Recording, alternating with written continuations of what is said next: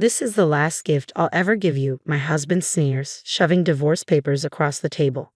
I've decided to marry someone else, so thanks for being my cash dispenser all these years. The man I've spent so many years with turns out to be a terrible person, and this is the story of my revenge. My name is Jessica, and I'm about to turn 50. Tomorrow is a significant day for me, not just because of my birthday, but because I will finally be free from the debt that has burdened me for so long. My husband, Lance, and I have worked hard together for the last 2 decades. We married when I was 30 and he was 35. He had inherited a liquor store from his parents, who had passed away while I was an office worker at the time. We met through a mutual acquaintance and quickly began dating, with marriage already in mind. But I had one concern. What if he asked me to run the store with him? At the time, I was working as a financial consultant, advising individuals and corporate clients on insurance and investment strategies. I earned a solid income and loved my job. I was even studying for certification to advance my career when Lance proposed to me. "I know you've been working hard to get that certification," he said. "I want to support you in any way I can. I have enough staff at the store to manage on my own, so you should continue pursuing your dreams." His reassurance was the final push I needed to marry him. He seemed kind, supportive, and genuinely on my side, just the kind of person I wanted to build a life with. So, as agreed, he focused on his business, and I focused on my career. We both thought our marriage was going well. But about a year into our marriage, everything changed. I was spending my day off at home while Lance was at work. As I vacuumed under the bed, the vacuum caught on a pile of papers. We had only been living in this house for 6 months, so I was surprised to find such a mess. Curious, I picked up a crumpled piece of paper and opened it. The bold letters at the top of the page hit me like a ton of bricks. Reminder of payment. The total amount of debt owed in Lance's name was $200,000. $200,000. My head started spinning. Why had he hidden such a massive debt from me? I confronted him as soon as he came home. "What is this debt? What's going on?" "It's not what you think," he said quickly. "It's debt left to me by my parents."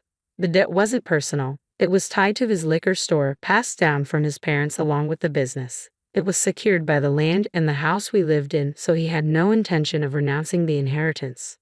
I understood that it wasn't his personal debt, but it was still something that couldn't be ignored.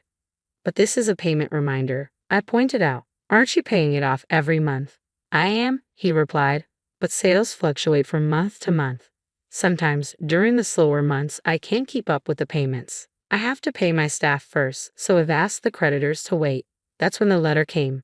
At first, his explanation seemed reasonable, but delaying payments was clearly not a good idea, especially with a letter that included the words "final notice." "I didn't tell you because I didn't want you to panic," he added quickly. "But don't worry, the business is on track and we haven't been evicted from the house, right?" "That's true, but..." I looked at him with concern. Then he brought up something unexpected. "If you're so worried, why don't you help me pay it off? You're making quite a bit, aren't you?" I hesitated, uneasy with the direction the conversation was taking. This was his store, not mine. But then he added, "We're husband and wife. We're supposed to help each other. My debt is your debt too." "That's a bit sudden," I replied, taken aback. "Are you okay with my store going out of business?" he asked. "A lot of people would suffer if it closed down, you know." He had a point. His store had become an essential part of the community. It was located in a suburban area with few other shops or supermarkets around. He sold fresh foods like meat and fish and even offered a home delivery service. I had visited the store several times, and it was always busy. Customers often mentioned how grateful they were to have it in the neighborhood. "Please, honey," he pleaded. "I'm focused on keeping the business running, but I need your help to pay off these debts." I respected his dedication to his work and the effort he put into the store. I didn't want to see it disappear. I didn't want that to happen at all. Being married means supporting each other through thick and thin, and if he was struggling, it seemed only natural for me to help him. "Okay," I agreed. "I'm repaying as much as I can every month from my salary," I assured him. "You can focus on managing the store." I could help financially, but only he could run the business. I was glad that he relied on me above all else. But that was the beginning of a change in him. About 3 years passed since I took over his debt. He started coming home late more often. "What were you doing so late? Drinking again?" I asked. "I just had a few drinks with some customers," he said casually. "Did you make the payment this month?" His tone was condescending, something I hadn't noticed before. I did, last week. Why? The store depends on you, so you'd better keep paying on time, he remarked. Whenever he got drunk, he began giving me orders. At first, I dismissed it as nonsense from a tipsy husband, but as it became a habit, it started to get under my skin. He made it seem as if it was normal for me to pay off his debt. By the way, Matt just had his third kid, he added one day. I envy him. Matt, his friend from high school, also owned a business. His wife worked in the store alongside him. I've been wanting to talk to you about that, I said, finally voicing what I had been holding in. Don't you think it's time for us to start a family? His reaction was cold and dismissive. What? A baby? My business is just starting to pick up and we're still in debt. How can we be so irresponsible? I held back my frustration. Matt has 3 children now, right? We can manage one too. His parents are still in good health, and his wife helps out at the store. They're different from us, he snapped, and I couldn't argue with that. But deep down, I had always thought I would have children. When I got married, my dream of starting a family was easily crushed. So, until I pay off all your debts, we can't have a baby? Well, I guess that's how it's going to be, he replied with a smirk. If you make a lot of money and pay off the debt quickly, I might think about it. His mean smile disgusted me, but I became determined to pay off the debts as soon as possible. How blind I was. Even though his demand was irrational, I was so fixated on the idea of starting a family that I didn't question it. From that point on, I worked tirelessly for Lance. I pursued additional qualifications, took promotional exams, and secured salary increases. I started earning much more than other women my age, even making advance payments on the debt. But the debt didn't disappear easily. Before I knew it, I turned 40, and I had to give up on having children. I told myself that as long as I still had my husband, it would be enough. He relied on me, and I was willing to do anything for him. As long as I believed that, I remained content. But Lance began coming home later and later as the days went by. Sometimes, he didn't come back until morning. I was working late at the store, and before I knew it, the sun was up, he would say. I convinced myself that he was working hard to protect the store, and that I needed to do my best as his wife too. We were in this together, striving for a better future. The months and years passed, and finally, the day arrived when I would make the last payment. I had sacrificed all sorts of luxuries for the sake of the debt, but now, I wouldn't have to anymore. I could finally spend my hard-earned money the way I wanted. As I reflected on everything, I realized just how much had changed since I got married. I had been so focused on money that we had never taken a vacation or even dined at a nice restaurant. Now that we were in our 50s, I hoped we could finally start enjoying those things. On the day the last payment was due, I took the day off. I cooked a more luxurious dinner than usual, prepared a bottle of wine, and even baked Lance's favorite chocolate cake. I wanted to celebrate our new debt-free life together. When he came home from work, I set everything on the table and said, "Finally, it's over. It feels like it's been a long time, but the last 20 years have gone by so fast, haven't they?" Lance was trembling, his head hung low. I wondered if he was overwhelmed with happiness. But as I stood there, stunned, he started laughing, an eerie, unfamiliar sound that sent a chill down my spine. "What the hell is going on? Are you okay?" I asked, bewildered. Then the man I thought was my husband said something outrageous. "You're dismissed now. I'm grateful to you for the past 20 years. Thanks to you paying off all my debt, I'm finally free. Great job. I don't need you anymore." "What are you talking about?" I asked, completely at a loss. With a smug expression, he pulled something out of his bag. "This is my last present to you." In bold letters, "Petition for divorce" stared back at me, stabbing at my heart. He continued, proudly, "I've decided to marry someone else, so you're no longer of any use to me. Thanks for being my cash dispenser until now." "You're getting remarried? Have you been cheating on me all this time?" I asked, the realization hitting me like a ton of bricks. I thought back to all the late nights, the excuses about work or socializing. While I was working hard to pay off his debt, he was. He kept that smug look on his face. "I've already found my next potential wife. I want to divorce you and marry her. That's why I've been waiting for you to clear my debt." Tears welled up in my eyes as the reality of his betrayal sank in. As I stared at the feast I had carefully prepared, the sight became a blur through my tears, adding to my sadness. He shoved the divorce papers at me and barked, "Get the hell out of here." My blood boiled, anger replacing the sadness and despair I had been feeling. "Fine, but you'll regret it. I managed to say. Regret it? Why would I regret divorcing an old hag like you? He sneered. Old hag? If I was an old hag, then he was an old fool.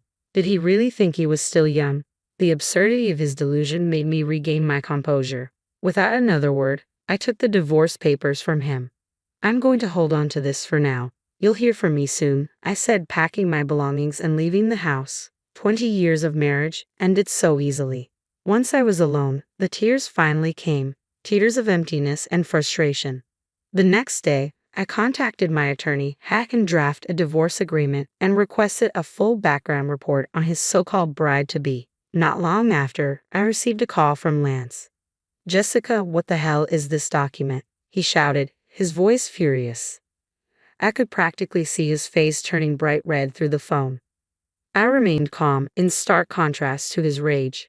That's the divorce agreement. What's the problem? I know what it is. I'm talking about this loan agreement. Why do I have to pay you back? He sounded desperate, his voice rising with each word. This is insane. It's not right. He was referring to the clause about repaying the money I had spent on his behalf during our marriage. You decided to help out of your own goodwill. Why are you digging up the past now? His frantic protests only confirmed what I had known all along. He never thought I'd stand up for myself. But now, I was done being used. What do you mean? He stammered. You did it as my wife. That was then, I replied coldly. But once we divorce, it's a different story. The regret I had hinted at earlier suddenly dawned on him. He had never considered that I might demand repayment. The moment he asked for a divorce, I had immediately thought about making him pay back every cent I'd spent on his behalf. Given my work in insurance and investments, I often dealt with clients facing divorce or inheritance issues. Thanks to that, I had the contacts of several experienced attorneys whom I consulted right away. The total amount, including interest, came to just over $300,000. I was determined to have him pay back every penny. That was all I wanted. Seeing my unwavering stance and the name of a well-known local attorney on the documents, he must have realized how serious this was. He had thought he could get rid of me without paying alimony, a laughable idea. You know I don't have much money, he muttered. Then why don't you sell the store to fund it? I suggested. If I do that, I'll have nothing left. You're 55, right? You could still find another job if you wanted to. Give me a break, he grumbled, his voice filled with desperation. Our conversation was going nowhere, and I was tempted to hang up. But there was one last thing I wanted to ask. By the way, how's it going with your new bride-to-be? That's none of your business, he snapped. I burst out laughing at his brusque attitude. Sounds like you're really going through it. Good luck with that, I said, ready to hang up. Wait, he blurted out. I've decided not to marry her. We can start over. For some reason, he was pleading with me now. I shot back my final words before slamming the phone down. Start over. Don't kid yourself. I don't want you. I couldn't believe I had spent 20 years married to this man. I wondered if others saw me as more ridiculous than him. Until the divorce, I had genuinely respected him, watching him work tirelessly for the store and his customers. I wanted to support him. But 20 years later, I realized he was just a fool. His talk of remarriage was nothing but a self-indulgent fantasy. It all started when he innocently flirted with a teenage university student who worked part-time. You're so cute, Melissa. Will you be my wife? He'd asked. She played along, jokingly replying, well, I might think about it if you let me be a full-time housewife. The truth was, he thought she was serious. To her, the idea of marrying a man nearly 40 years her senior was nothing more than a joke. When he persistently pressed her to marry him, she was horrified. Her parents had to intervene and place a restraining order against him. When I read the report from the private investigator, I laughed so hard I nearly hyperventilated. All those late nights he came home, I thought he was working hard. I had no idea. Instead, he was hitting on young girls at his favorite bars and strip joints, making a fool of himself by saying things like, I'm surprisingly popular with young girls. I'm a salesman, so I have this easygoing aura. They say I look younger. Don't you think so? The girls apparently cringed at his comments. He no longer saw any value in his old wife and viewed me only as a cash dispenser.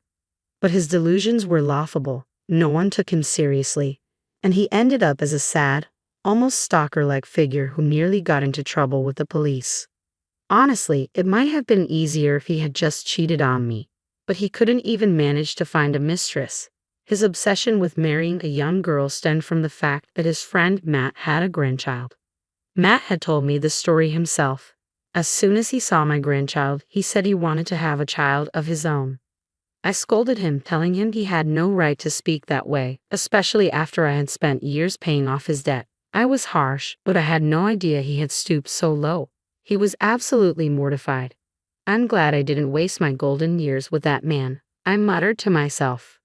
My divorce was finalized, and since the division of our property wasn't clear-cut, he had some room to negotiate for his own benefit. However, he quickly gave up just because my attorney was well known. I couldn't believe how such a gutless person had managed to stay in business all that time. In the end, he sold the store to pay me back. Thankfully, his employees had already left before he sold it, so they weren't affected by his misfortune. Many customers were shocked and frowned upon him for giving up the business his parents had passed down to him. When they learned the reason was to pay off his ex-wife, the news spread like wildfire, and it almost sounded like a comedy. Even if he hadn't sold the store, the bad publicity would have eventually ruined his business. In a way, it was probably for the best that he sold it before he went bankrupt. The money from the sale wasn't enough to cover his debt, so he continues to work part-time jobs to pay me back to this day. Occasionally, I still get messages from him.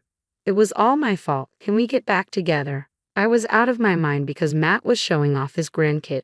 Even after I blocked his number, he kept calling from different phones. Eventually, I had my attorney warn him that if he continued contacting me, we'd file a restraining order.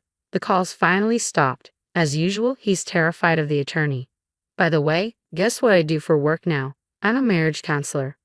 Just as I turned 50 and felt the need for a change, a friend of mine opened a matchmaking business. I quit my previous job and joined her. Now, I help singles find their match and provide advice on financial issues between couples, including how to manage insurance and other matters. It's been a hit, and our membership has grown quickly. Couples who want to have honest and thorough discussions from the start appreciate our unique service. Having gone through so much myself, I don't want others to make the same mistakes I did.